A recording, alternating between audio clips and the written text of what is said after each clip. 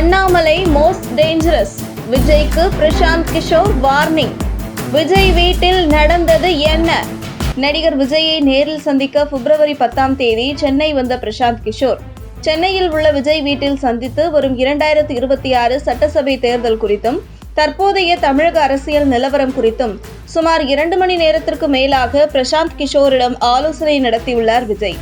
பல முக்கிய விஷயங்களை விஜய்க்கு தெரிவித்த பிரசாந்த் கிஷோர் அடுத்து தமிழக வெற்றிக் கழகத்தில் சமீபத்தில் இணைந்த ஆதவ் அர்ஜுனுடன் ஆலோசனை நடத்திய பிரசாந்த் கிஷோர் அடுத்து குஷி ஆனந்த் மற்றும் விஜயின் வியூக வகுப்பாளர் ஜான் ஆரோக்கியசாமி ஆகியோருடன் பிரசாந்த் கிஷோர் ஆலோசனை நடத்தினார். இந்த நிலையில் விஜய் வீட்டில் சுமார் 2 மணி நேரம் நடந்த விஜய் பிரசாந்த் கிஷோர் ஆலோசனையில் அதில் சுமார் 1 மணி நேரம் பாஜக தலைவர் அண்ணாமலை பற்றிதான் அதிக அளவும் ஆலோசிக்கப்பட்டதாக தகவல் வெளியாகியுள்ளது. அதாவது விஜய் புதிதாக கட்சி தொடங்கிய பின்பு மக்கள் மத்தியில் எந்த மாதிரியான எதிர்பார்ப்பு உள்ளது, மேலும் 2026 சட்டசபை தேர்தலுக்கு 1 வருடமே இருக்கும் நிலையில் இந்த 1 வருடத்தில் என்னென்னலாம் செய்ய வேண்டும் என்கிற ஆலோசனையை பிரசாந்த் கிஷோரின் ஆலோசனை நடத்தி விஜய் எதிர்பார்க்காத பல விஷயங்களை பிரசாந்த் கிஷோர் தெரிவித்திருக்கிறார். அதில் திமுகவுக்கு மாற்றாக தமிழக வெற்றிக் கழகத்தை மக்கள் இதுவரை ஏற்றுக்கொள்ளவில்லை என்கிற அதிர்ச்சியூட்டும் தகவலை விஜயிடம் தெரிவித்த பிரசாந்த் கிஷோர் அதிமுக அட்ரஸ் இல்லாமல் கரைந்து கொண்டிருக்கிற காரணத்தையும் விஜயிடம் விளக்கியுள்ளார் பிரசாந்த் கிஷோர். அதாவது திமுக ஆட்சிக்கு வந்த பின்பு பாஜக தலைவர் அண்ணாமலை தொடர்ந்து திமுகவை கடுமையாக எதிர்த்து அரசியல் செய்து வந்தது. திமுகவுக்கு மாற்று அண்ணாமலைதான், குறிப்பாக திமுகவை எதிர்த்து அரசியல் செய்யக்கூடிய தகுதியான தலைவர் அண்ணாமலைதான் என மக்களின் மனநிலையில் திமுக எதிர்ப்பு வாக்குகள் அண்ணாமலையை நோக்கி திரும்பியுள்ளது. இதனால் அரசியல் களத்தை திமுக பாஜக என்கிற ஒரு சூழலை உருவாக்கிவிட்டார் அண்ணாமலை.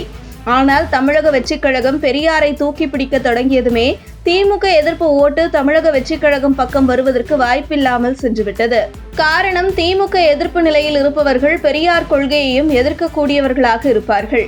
அதனால்தான் ஜெயலலிதா பெரியார் கொள்கையை தூக்கி பிடிக்காமல் அரசியல் செய்து வந்தார் என்றும், அந்த வகையில் தமிழக வெற்றிக் கழகம் திமுகவுக்கு எதிராக வலுவான அரசியல் கட்சியாக மாற வேண்டும் என்றால் அதற்கு மிகப்பெரிய சவாலாக இன்று இருப்பது அண்ணாமலைதான் என்கிற தகவலை விஜயிடம் பகிர்ந்து கொண்ட பிரசாந்த் கிஷோர் தற்பொழுது திமுக ஆதரவு வாக்குகளை தான் தமிழக வெற்றிக் கழகத்தால் பிரிக்க முடியும்.